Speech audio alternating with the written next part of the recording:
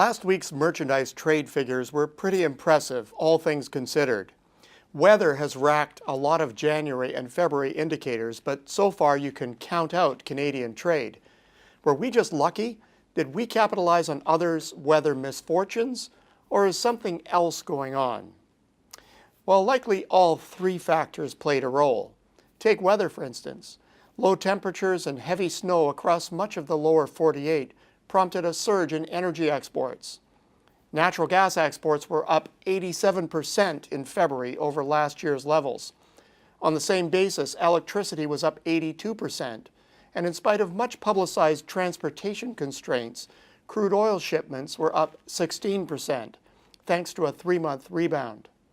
The numbers are impressive, but they will likely be just about as fickle as the weather itself, setting back into a normal rhythm as the year wears on. Lousy weather could also be seen as an explanation for a notable gain in a lesser-known export category. Last year, Canada exported over $1.3 billion of heating, cooling, and air purification equipment. As of February, exports were up 26% year-on-year. But unlike energy exports, this increase isn't tied to temperatures. The rise has been sustained since early 2013. It's more likely connected to the U.S. housing boom and more recent gains in non-residential investment stateside. Higher U.S. home building is clearly the reason Canada's lumber exports have been so impressive. Lately, weather and transportation constraints have temporarily dampened growth, but spring should see renewed verve in export activity. America's housing revival is likely also behind the steady increases in exports of furniture and fixtures, currently up 16% from last February.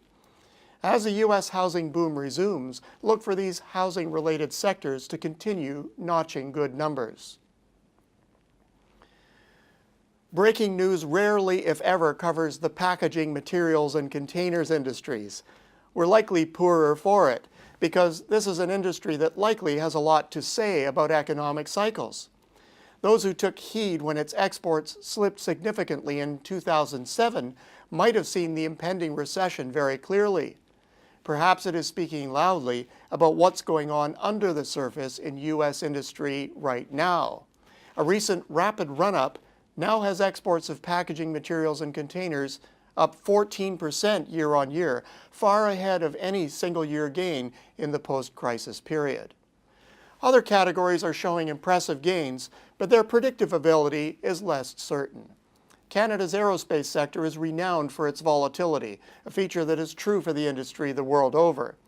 No clear current trend is visible for exports of aircraft themselves, but aircraft engines and parts tell a different story. They have actually sustained impressive growth since shipments bottomed out in 2010.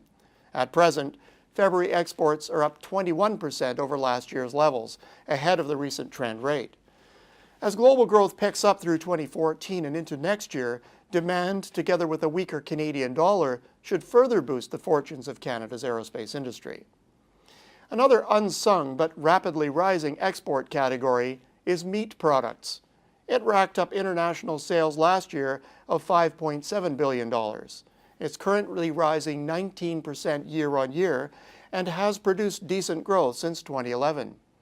While less of a cyclical bellwether, this industry could well be pointing to a developing longer-term trend. Growing world wealth, particularly in emerging markets, is increasing the appetite for processed meat. As a high-quality net exporter, Canada stands to benefit. Moreover, trade deals like the CETA, Canada-Korea, and if inked, the TPP, promise greater potential market gains for Canadian products for a long time to come. For different reasons, a category to watch. The bottom line? Have a look at these less heralded but rapidly increasing export numbers. Seems that they hold rich clues for both near and long-term developments in global demand. Until next week, I'm Peter Hall.